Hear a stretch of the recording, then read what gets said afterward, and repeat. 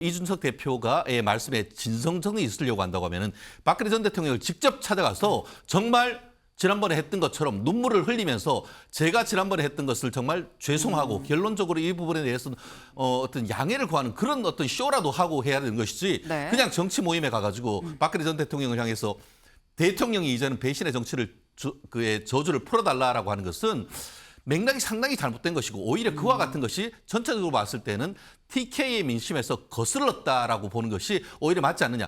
한 지도부 인사가 이렇게 얘기를 했다고 합니다. 네. 이 전 대표가 나가도 우리 당에서 빠지는 건 3에서 4%포인트 정도일 거다라고 얘기를 했다고 해요. 김 대변인님. 네. 이거 짧게 여쭤보겠습니다. 네. 3에서 4포인트가 적은 건가라는 생각도 들거든요. 플러스 될 거라고 봅니다. 장기적으로. 나가면 플러스다. 네. 오. 3에서 4% 플러스 될 거라고 봅니다. 아, 이건 대구 간 이준석 배신의 정치 저주를 풀어달라. 네. 이준석 전 대표 국회 소통관에서 기자회견을 하고 며칠 만에 바로 또 대구로 갔습니다. 그래서 이런 얘기를 했다고 하는데요. 직접 들어보시죠. 저는 며칠 전 국회에서 기자회견하면서 대통령께서 우리 당의 국회의원들에게 걸어놓으신 무건수행의 저주를 풀어달라고 호소했습니다. 무건수행의 저주를 푸는 것은 대통령이지만은 배신의 정치의 저주를 푸는 것은 대구 시민들일 것입니다. 보수 정치의 스펙트럼을 넓혀주십시오. 이준석 대표가 헤어질 결심을 한 게 아닌가 이런 이야기가 많이 나오더라고요. 그저께 국회에서도 보수가 이기는 첫 번째 조건으로 대통령이 걸어놓은 저주를 풀어달라고 한 것, 그리고 오늘 이 자리에 와가지고 또 다른 저주를 풀어달라고 한 것, 이거는 보수가 이기는 방법을 고민하고 있기 때문입니다. 헤어질 결심이라는 이야기, 저는 헤어질 결심 하지 않았습니다. 네, 마지막에 우는 줄 알았습니다. 네, 저는 헤어질 결심하지 않았습니다. 라고 얘기를 했어요. 근데 이준석 전 대표, 최진영 변호사님. 사실 이준석 전 대표가 국회에서는 윤 대통령한테 우리 약간 상소문 비슷하게 윤 대통령을 향해서 얘기를 했고요. 이번엔 보수의 심장 대구에 가서 대구가 좀 변해야 된다라고 얘기를 했습니다. 근데 밖에서 보면 관역이 있으면 정중앙에 계속 지금 화살을 쏘고 있다라는 느낌이 들거든요. 파동이 있는 겁니까?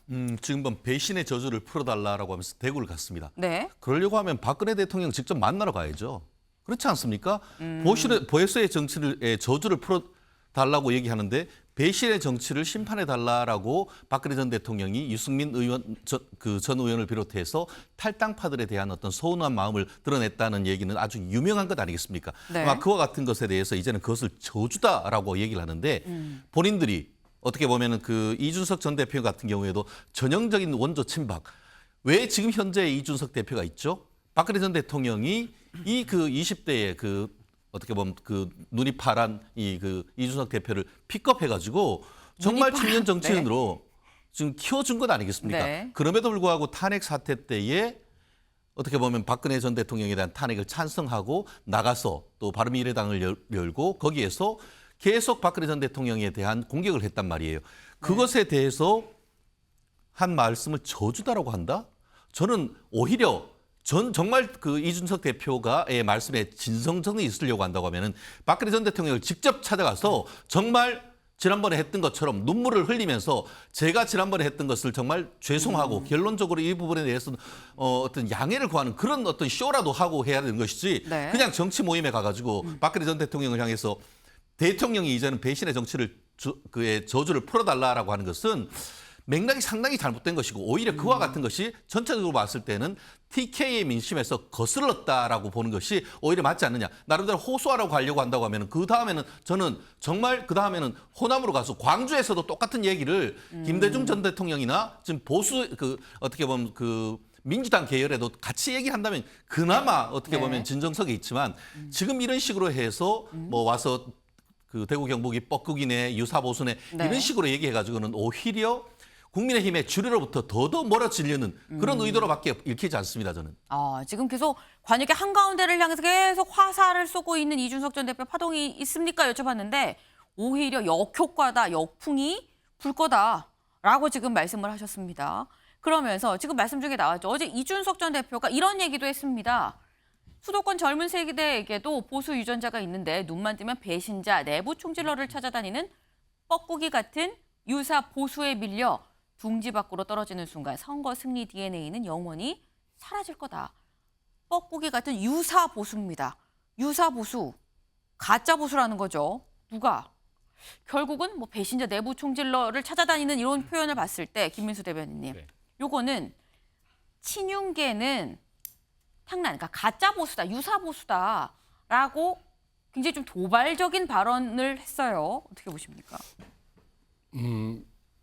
이준석 대표에 대해서 이렇게 강하게 비판한 적은 아직까지는 없는 것 같은데 네. 일단 변해야 되는 건 이준석 대표다.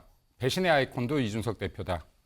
그리고 탕난도 유사보수도 이준석 대표다. 네. 라고 말하면 정확하지 않을까 싶습니다. 일단 뭐 앞서서 변해야 되는 것 그리고 배신의 아이콘 이준석 대표다 빼고 벅꾸기 같은 유사보수만 얘기한다라고 해도요. 지금 실제로 그 이준석 대표도 지금 국민의힘으로 들어온 거거든요. 지난 총선에. 네. 네, 지난 총선에 국민의힘 당시에 자유한국당과 합치면서 들어왔던 것이고요. 그리고 그 안에서도 굉장히 많은 과정들이 있습니다. 그리고 이 안에서 정말로 탕란처럼 여기에서 깨어나서 진짜 자유한국당에 있던 기존에 있던 청년들을 밀어내려고 했던 것도 이준석 대표라고 저는 보여집니다.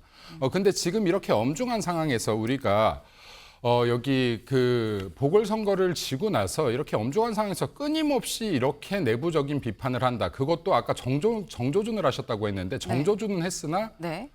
맞추지 못했다. 네. 그래서 지금 이렇게 지금 의미 없는 비판을 계속한다 그러면 이거는 보수를 넘어서 중도에까지도 이때까지 이준석 대표의 스마트한 이미지까지도 분명히 훼손될 것이다. 그래서 그만했으면 좋겠다. 네. 아, 네. 지금까지 내가 이렇게 이준석 전 대표에 대해서 세게 얘기한 적이 없습니다라고 말씀하시면 지금 말씀을 하셨어요. 네. 지금 어제 이준석 전 대표한 얘기를 좀 봤는데 아까 기사 좀 다시 돌아가 볼까요? 이런 이준석 전 대표에 대해서 한 지도부 인사가 이렇게 얘기를 했다고 합니다. 네. 이 전 대표가 나가도 우리 당에서 빠지는 건 3에서 4%포인트 정도일 거다라고 얘기를 했다고 해요. 김 대변인님. 네. 이거 짧게 여쭤보겠습니다. 3에서 4포인트가 적은 건가라는 생각도 들거든요. 플러스 될 거라고 봅니다. 장기적으로. 나가면 플러스다. 네. 오. 3에서 4% 플러스 될 거라고 봅니다. 아, 이건 짧고 굵게 네. 네. 한 방을 또 하셨어요. 네.